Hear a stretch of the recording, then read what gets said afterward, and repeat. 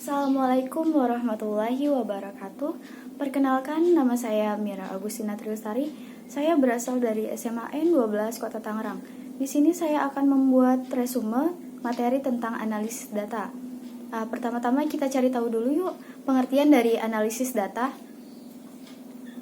Analisis data dapat didefinisikan dengan suatu proses pembersihan, transformasi, dan juga pemodelan data untuk memudahkan dalam menentukan informasi yang lebih berguna dan lebih akurat untuk mengambil sebuah keputusan bisnis. Tujuan dari analisis data sendiri ialah untuk mengekstrak informasi yang berguna dari sebuah data dan mengambil keputusan dengan berdasarkan analisis data. Dalam kehidupan sehari-hari juga kita pastinya mengambil sebuah keputusan. Ketika kita ingin mengambil sebuah keputusan, pastinya kita akan menganalisis masa lalu ataupun masa depan kita.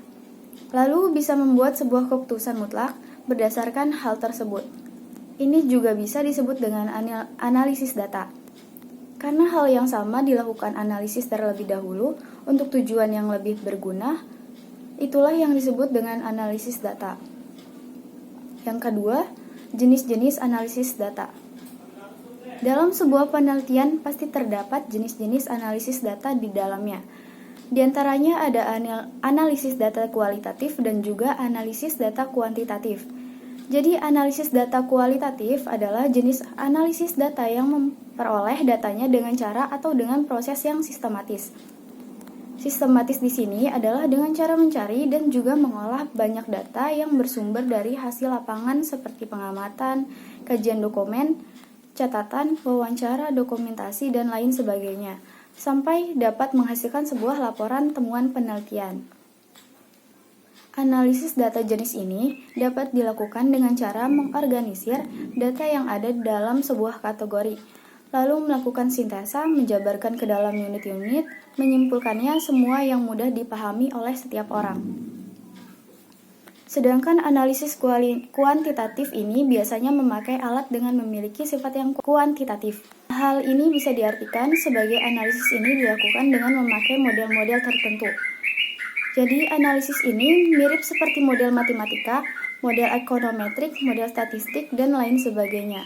Kemudian analisis data jenis ini nantinya akan menghasilkan sebuah data yang akan disajikan dalam bentuk angka-angka yang diinterpretasikan atau dijelaskan dalam sebuah uraian. Yang ketiga, fungsi-fungsi dari analisis data. Di dalam penelitian, pastinya seseorang akan memerlukan apa itu analisis data. Dengan melakukan kegiatan menganalisir sebuah data tersebut, pastinya kita akan dengan mudah mengolah datanya menjadi sumber informasi yang baru yang lebih akurat dan juga terpercaya. Jadi hal ini tidak membuat kita heran bahwa banyak sekali orang yang memerlukan penganalisisan data untuk memperoleh sebuah penjelasan dari sebuah masalah tertentu. Jadi analisis data memiliki fungsi sebagai bahan evaluasi dari penelitian kita sebelumnya.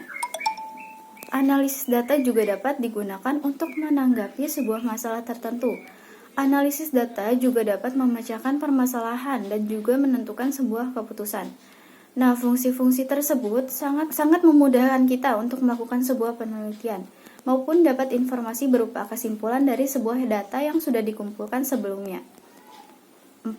Contoh dari analisis data.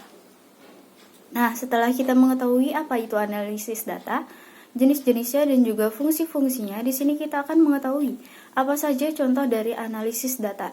Contoh penerapannya bisa kita ambil dari pekerjaan jasa audit eksternal, perusahaan keuangan.